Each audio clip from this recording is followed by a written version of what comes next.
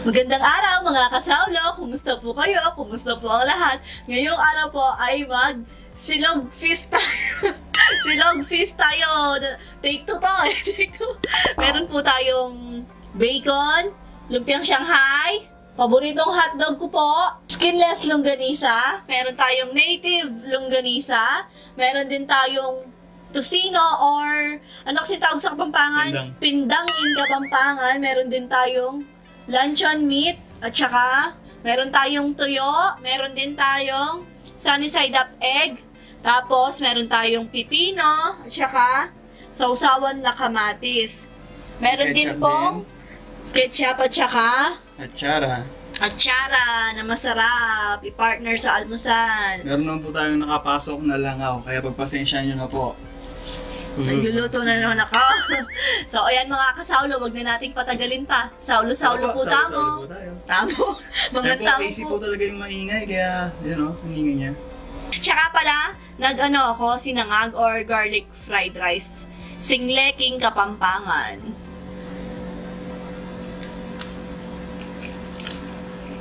Malagkit na sinangag yung sa akin, yung kay Sao. Salbag. Ano yung salbag?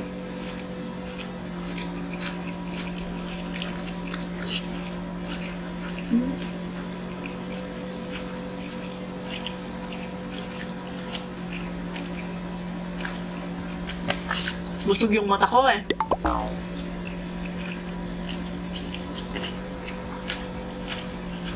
Kanin po. Tsaka hotdog.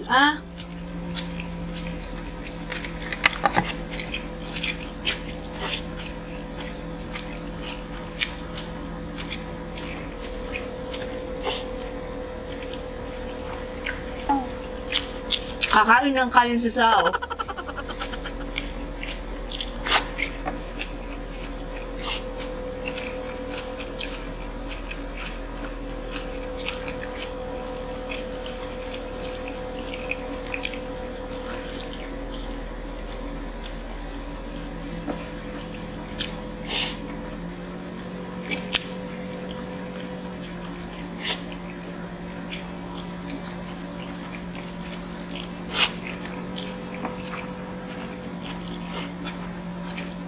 Kamatis.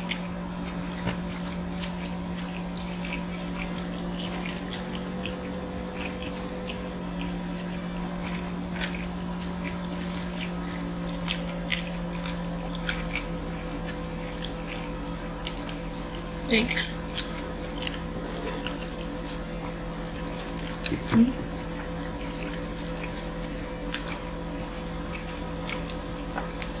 Luncheon meat.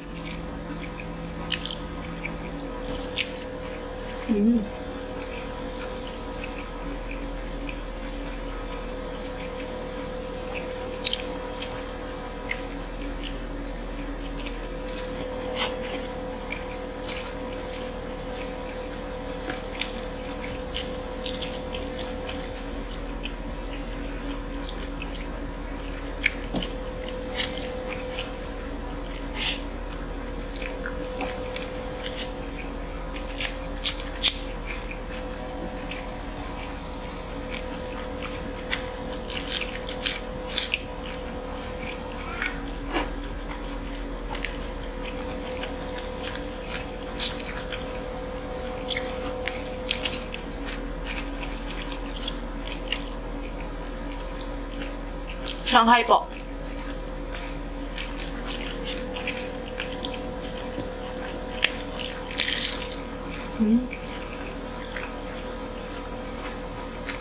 Naalala ko. Na-order ko pala daw kay Ate Weng David. Order po kayo sa kanya.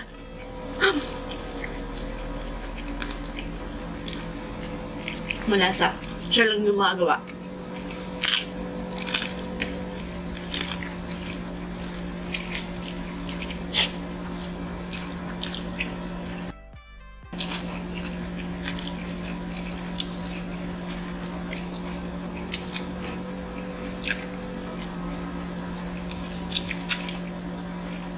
Nung isang araw pa, kinikrave ni Sao to eh.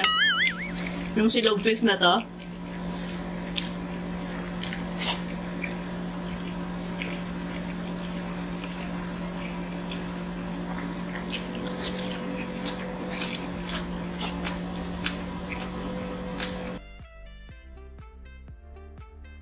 Isang kaldero tong kanin na to. Ito pala yung pinangkap ko. Laki oh.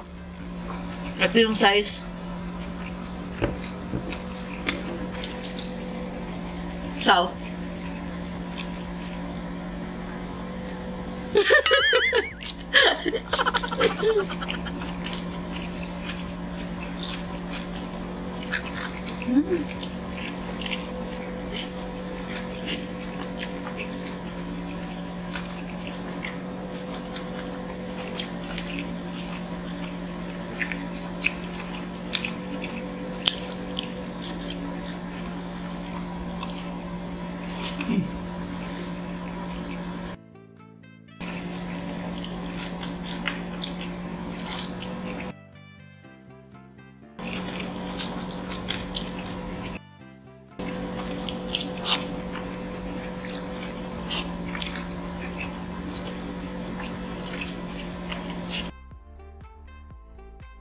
Oh, sarap.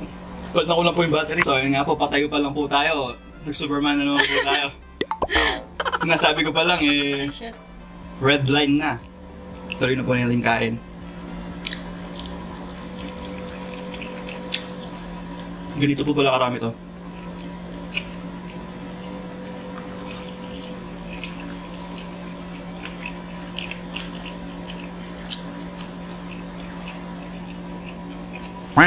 Ginano ko po todo para mas marami. Sobrang ano niya, ipit niya.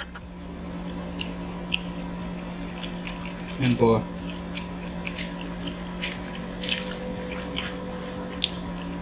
Para lang magandang tingnan yung nakakap.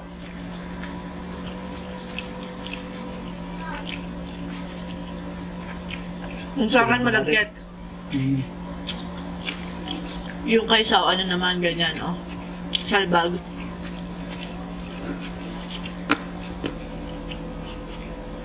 Skinless.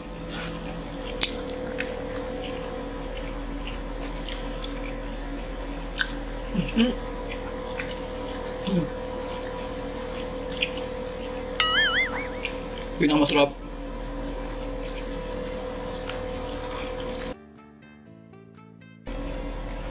Meron pala akong atsara dito.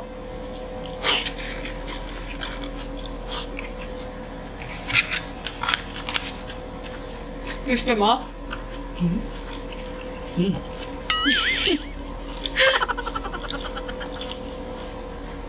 May dalawang isip pa eh.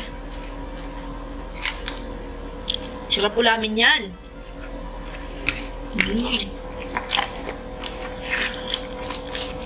Sarap. Sarap yung sangkap niya. Magkakasangkap niya.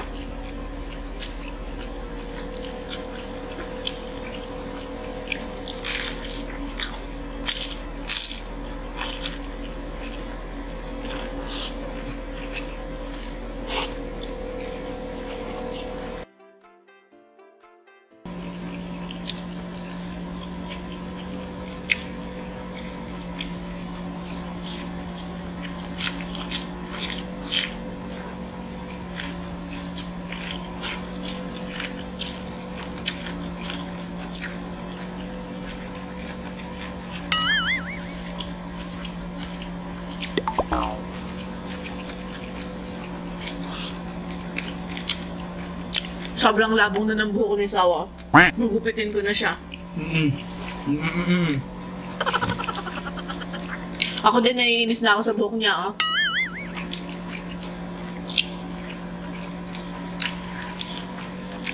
Dumating din, ay, ano, hindi pala dumating. Umorder na lang po ako sa tao. 2 weeks pong inaantay. Laging cancel, ay 2 months, ay 1 month.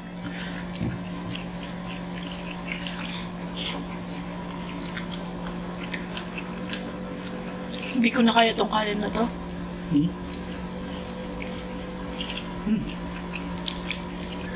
Kakainin mo? Tingnan natin.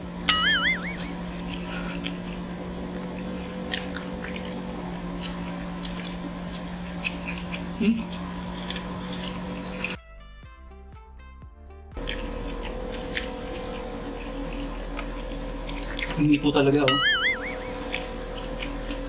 Hindi po kasi natin pwedeng patayin.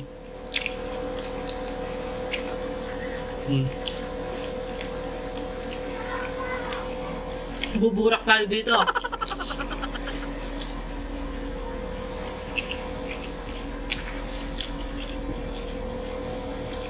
Pawisan kami ni Sao.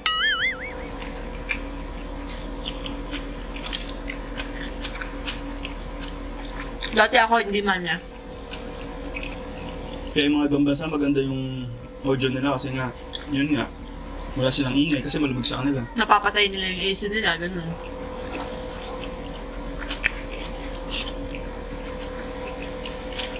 Tangan sobrang init.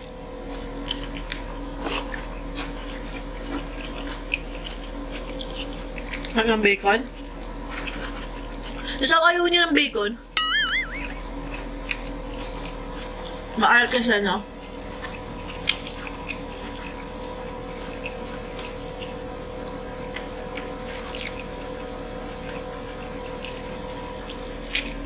Bruh.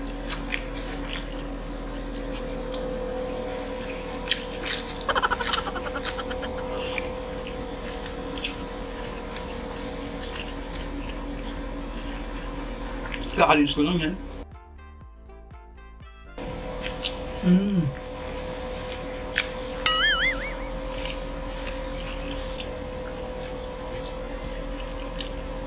Kaya pag may tira po ako, ito po yung masarap. Try po natin to, pero tingin ko hindi ko na maubos to. Sogbo na po ako. Muntik niya ako. Parang kalamay.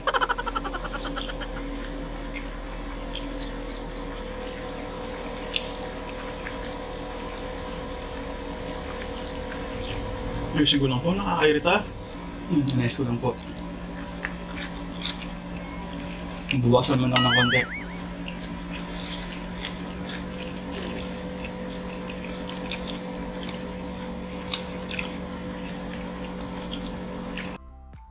Wala ng ketchup.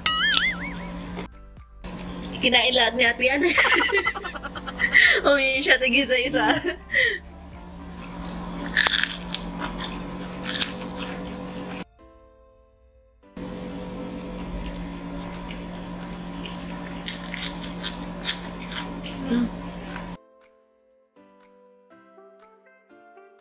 Minsan po kasi, nakita ko kumakain ng tusino yung tatay ko tsaka sinangag. Tapos may kamatis, sabi ko, grabe gusto ko tingnan. Ganun, kaya nag-crave po ako. Tapos sabi ko nga isaw, yung hamag, silog-silog muna tayo. Yun, buti na lang, natupad na po.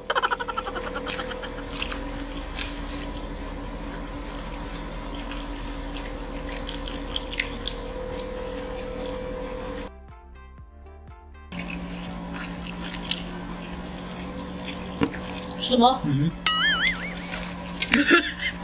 Nakita ko, tinignan niya yun. Gusto. Kilala ko na po si Sao eh. Sige.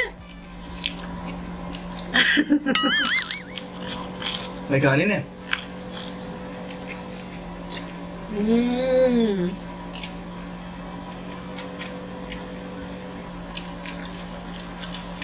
Makaka-refresh. Sarap.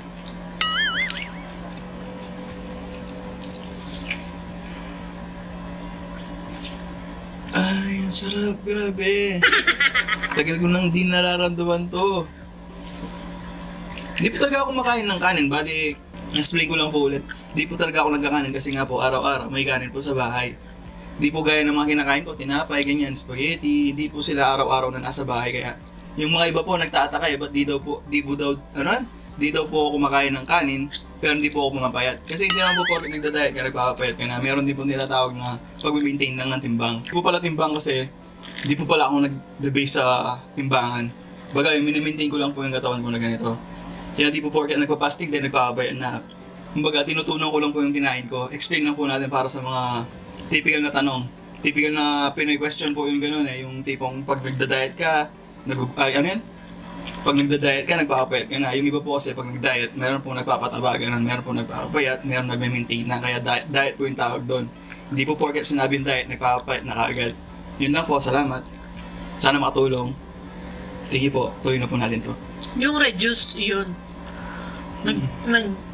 Nagbabawas ng timbang, reduced na. Hindi, nababasa ko lang kasi yung mga, sabi ko, rin nagda-diet, nagpapayat na, ganun. Hindi daw pumapayat, ganun. Na-maintain lang po ako. Lumulubo lang yung pisngi ko. Kung wari, pag nasobrahan ako sa kape, ganun. 3-in-1 na kape, ganun. Kaya pan, ganun.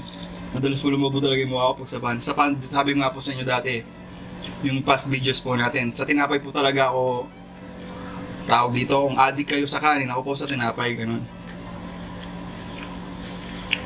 Paano kung kumakain pa ako ng kanin araw-araw? Eh di, kaya nakabalance lang po. Kaya malakas din sa gulay.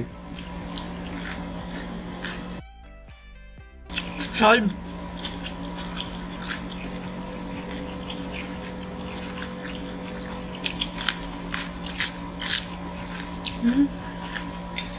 Bigat ng kanin mo kasi malagkit.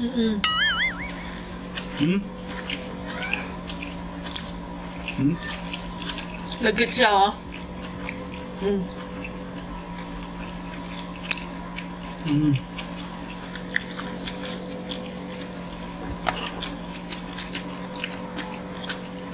Parang Korean rice siya, ganun. Parang Japanese rice. Kasi mo chopstick mo. Sticky. Sticky siya.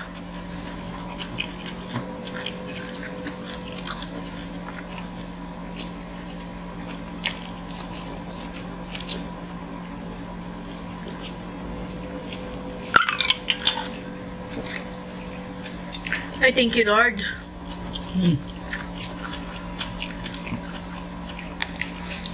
Habang kumakain pa po si Sao, magsha-shoutout na ako. Shoutout kay Angeline Vinluan at saka kay Eliza Elaine Pascual. Shoutout din kay Chris J. Salavaria, Sheka Vinice Pagala, Lisa Rosa Salgado, Cristel May Atienza, Maria Lazel Fonte. Shoutout din kay Trisha Tadihe, tsaka sa family pusing ng Tagaytay. Shoutout din kay Laila Jimenez from Kapas, Tarlac. iSmall Official. Ayan. Shoutout po sa inyong lahat.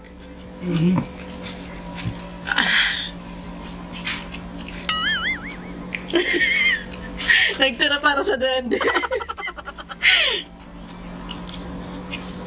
So, ayan mga kasaulo, dito na nga nagtatapos ang ating Silog Feast Mukbang. Hanggang sa susunod, paalam! Maraming salamat po! Ingat po lahat!